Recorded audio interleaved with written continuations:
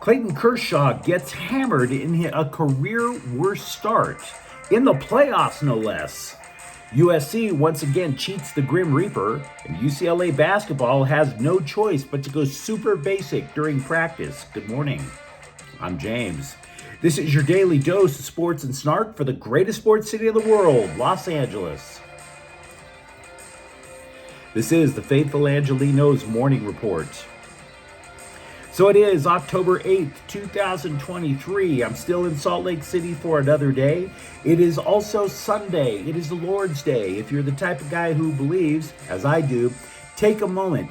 Thank God for the blessings in your life, like LA sports. And don't forget to say a prayer for the people of Israel after what's been happening over there. That's just some terrifying stuff. But we have an absolute ton to get to, so let's not waste that much time. If you like being in the know about LA sports, clickety-clack the like button. Clickety-clack the subscribe button. There's a notification bell. Hit that. It'll let you know when we drop new content. Sharing is caring. Let people know we exist. And by all means, comment. Because I'm telling you, this is one of those days where it validates LA being that great of a sports city. So before we go through the news and notes, a look at the scoreboard. Will Smith did drive in 2 RBIs, but let's be real, the big story is Clayton Kershaw, which we'll get into details over in a few moments. It's one of the worst starts in playoff history. Arizona 11, Dodgers 2. Arizona goes up in the series, the best of 5 series 1-0. Game 2 is Monday. 9th ranked USC needed 3 overtimes to edge the Arizona Wildcats 43-41. Caleb Williams had an off night with the arm. He only passed for about, 220 yards, but he rushed for 3 touchdowns in his off night, and USC still improves, survives again, high to 6-0. UCLA, credit where it's due, they upset 13th ranked Washington State 25-17. Dante Moore rebounded somewhat. We'll say why somewhat in a moment. 22 of 44 for 290 yards. He had a touchdown, threw 2 interceptions.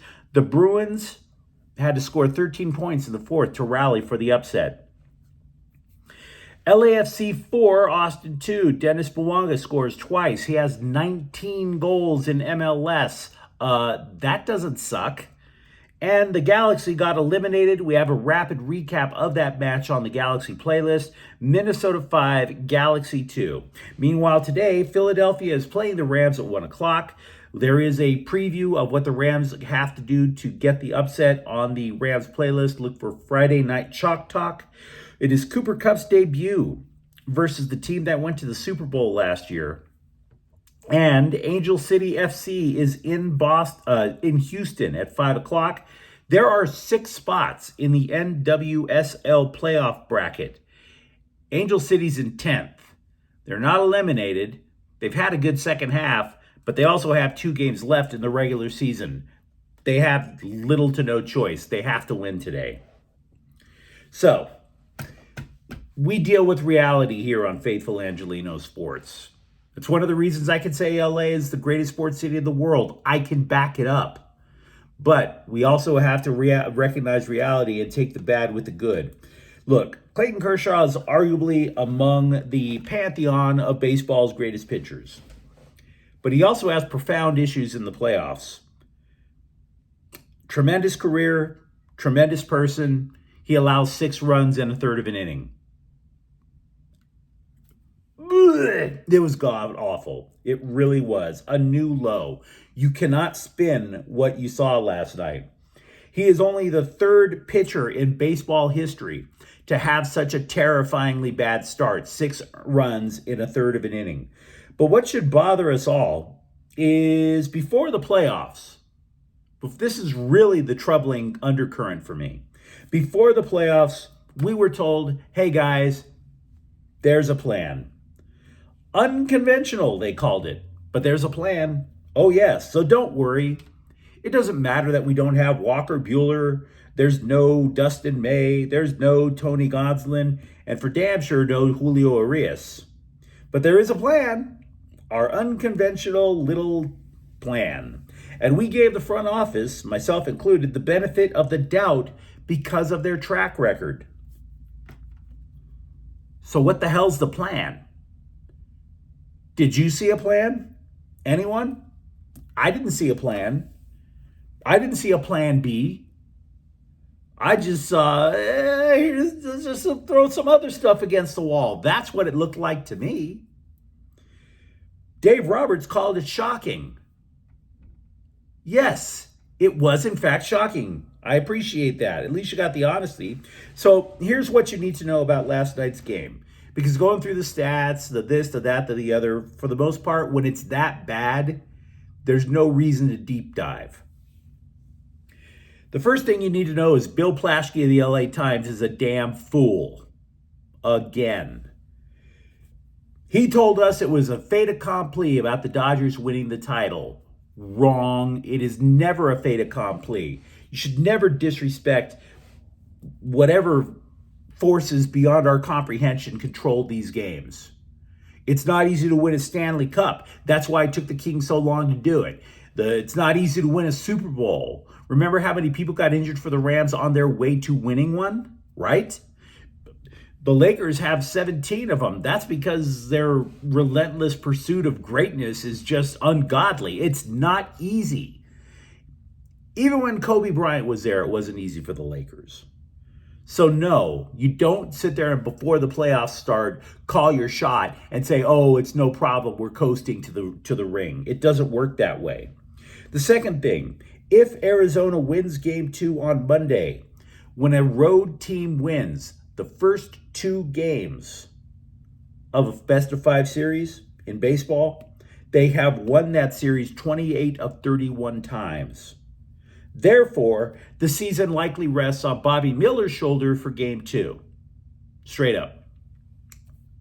If you want optimism, and I'm not talking hopium though, if you want optimism, I would say that's because the Dodgers haven't played in a week and they were probably rusty. Now that's possible. Maybe a little hopium, but it's possible. So I'm not panicking yet. I sure as hell wasn't as stupid as Bill Plaschke and said that the Dodgers were going to Texas two-step all the way to the championship.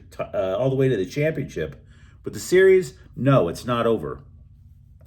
Now, you might have heard that the Dodgers aren't playing today, and that is true. You heard me right. They aren't.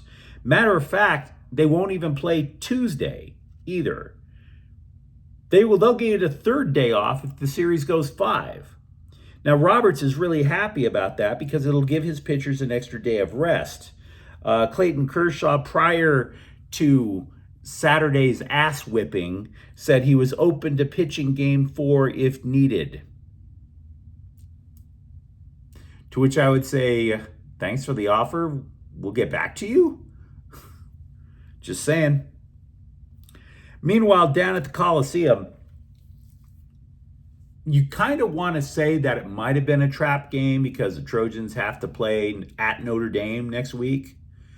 But that would be only if you looked at that one game in a vacuum. Because let me tell you something. USC escaped last night, but that's also after they escaped Colorado, and seemingly every week is yet another Houdini, how the hell did he get out of the tank of water thing, right? Been saying it for the entire offseason, been saying it during the season. There is going to be a time when Caleb Williams will struggle and the offense will struggle to score 40-plus points, and that's when the defense has to pick up the slack. He did struggle.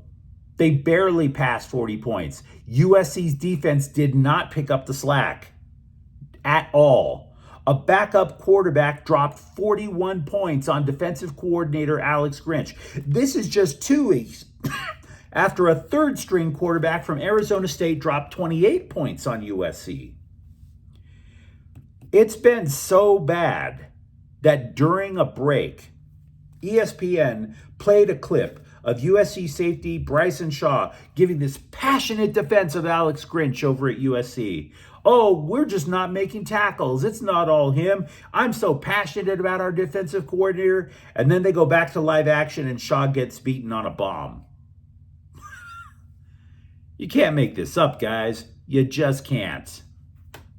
And by the way, I totally dispute the notion that USC's players are out of position because I told you guys a couple of weeks ago on Friday Night Chalk Talk how because they're always blitzing that there's a hole over the deep middle because there's not two safeties back there, there's only one.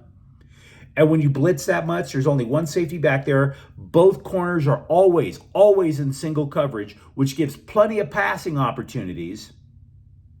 And one of their touchdowns was over the deep middle, where there should have been a safety. So there's that. It was funny because Arizona coach Jed Finch said that Saturday's game gave his team a chance to show things to the 3 Wildcats who transferred to USC. Saturday's game was personal. Yeah, it almost got super personal. I'm not going to talk too much about UCLA football, and there's a reason for that if you're a UCLA fan. It's not because I hate UCLA. It's because I don't like going into deep dives about games that I haven't seen, and nobody has the Pac-12 network. And by the way, that's why there's nobody going to be having a Pac-12 next year. Cause and effect, right? Dante Moore, you really want to say that it's a bounce back game after Utah, right? Because the stats were great, because he led the comeback, but that's premature. And I'll tell you why it's premature to say it's a bounce back game. He threw another pick six. In my opinion, yeah, everybody talks about, oh, you got to keep the ball, which is totally correct. But what makes it even worse is when your turnover leads to an immediate score for the other team. He did that against Utah. He did that against Washington State. That's a concern, a legit concern. Not as bad as USC's defense, but it's a concern. Now, in my opinion, the defense won this game from what I saw and from what I've noticed statistically. Look, they won the game. We talked about it on Friday Night Chalk Talk. They've got to get to the quarterback. Now, they only had 3 sacks, but they were constantly in Cam Ward's face. They forced 4 turnovers with the quarterback pressure. And by the way, holding an air raid offense to 17 points is an accomplishment. An absolute accomplishment. Wazoo only gained 216 yards in total offense. So if you're looking for something to applaud the Bruins for taking defense seriously. Also, over in Westwood, basketball coach Mick Cronin, who's talking to the LA Times, he said he has to remind himself that he doesn't have the luxury of a team that knows the inside outs of the game. The team is simply so young. They have 7 freshmen, including foreign-born players, so translators are needed as well. They don't know college basketball yet. It's all back to basics. Everything. Quote, they have no defensive habits, and it's not their fault. It takes sometimes 2 months, sometimes 2 years to get guys to habitually do the right things defensively, unquote. So there might be some growing pains during the season as well if it takes 2 years. The Clippers are also definitely taking a hard edge approach to training camp. They're holding 2-a-days now. Even though the team is a veteran team, they're holding 2-a-days. And that's for the first time since 2020. There was a drill that was described, for example. The goal was to get the ball past half court in 12 seconds, including at least 1 pass. So obviously, it's a lot of hardcore half court press. There's a lot of running. The drill was only supposed to be 6 minutes long, but if you made a mistake, they were doing it again and again and again. Supposed to be 6 minutes of back and forth. The drill kept them running for much longer than 6 minutes. Imagine stop and start running for half an hour or something like that. Now, Coach Tyronn Lue said he wanted, quote, to go back to the old way of working hard, unquote. Now, if you consider last year's camp, if you're a Clippers fan, it was held out in Las Vegas, right? Just 1 week into the season, as a result of all the partying and all the this, that, and the other, Paul George complained that the team needed to practice harder. And Kawhi Leonard admitted the team, quote, skipped some steps. That's on all of us here, me included, unquote. Yesterday, we mentioned how Rams right guard Joe Noteboom will not start today. You have to be available in order to keep a job in the NFL. That's just how it is. So consider last year and this year for Noteboom. He tore his Achilles tendon last year. This year, he's had an ankle problem, shoulder, knee, and now it's his groin. And I'm not going to go into detail because we at Faithful Angelenos have a strict no deep dives into men's groins policy here. But here's the way I would like to put it. I went to the Evel Knievel Museum in Kansas, and they had this diagram of Evel Knievel with arrows pointing to every one of his broken bones, right? So yes, I am insinuating that Joe Noteboom is the Evel Knievel of the Rams, only without the cool leather jumpsuit. Former USC basketball player Kevin Porter was advised by the Houston Rockets that he is no longer part of the team. He was arrested on domestic violence charges last month. He has not been cut from the team yet. He has been told not to show up. They're trying to work out a trade. Good luck. Good luck finding any trade partner for this guy. Because it's not just the domestic violence arrest. He's had issues when he played for the Trojans. They suspended him. That whole vague conduct detrimental to the team. We just don't know what the detriment was. He was also had problems with his first NBA team, the Cavaliers. So yeah, I challenge you to find a trading partner outside of Taiwan. Colts running back Jonathan Taylor signed a contract extension for a holdout. It was 3 years for $42 million. So as a result, the question got asked, what does this mean for Austin Ekeler, who was extremely public about the declining rate of running back pay? He even tried to work out a trade in the offseason from the Chargers so that he could get better contract. Didn't happen. Now, here's why I think what happened for Jonathan Taylor will not happen for Austin Ekeler. He's not getting squat. For one, Taylor is elite. There was a year where Jonathan Taylor rushed for 1,800 yards. Ekeler has never rushed for more than 1,000. That's one. Two, Indy has cap space. That comes when you have a franchise quarterback on his rookie contract. The rookie contract's super small. You can afford to build the team around the rookie contract. The Chargers did the same with Justin Herbert, for Pete's sakes. It just didn't work, right? But the Bolts do not have cap space. They could be as high as $45 million over the cap next year. Three, Taylor is only 24. Ekeler is pushing 30. So, in sum, Ekeler will be a free agent, and he simply is going to be a 30-year-old running back who hasn't passed 1,000 yards in his career. There's not much of a market for guys like that. Let's just keep it honest. But you let me know what you think in the comments thread. Talk to me about Clayton Kershaw and if he could possibly recover from that performance, considering he might retire at the end of the year. Talk to me about USC and their woeful defense. And if you enjoyed this content, don't forget to subscribe to Faithful Angelenos. We're talking LA sports every single day here. Thank you for watching. I'm James. We'll be back tomorrow. Faithful Angelenos is a Kian Corte El Queso production. Take care.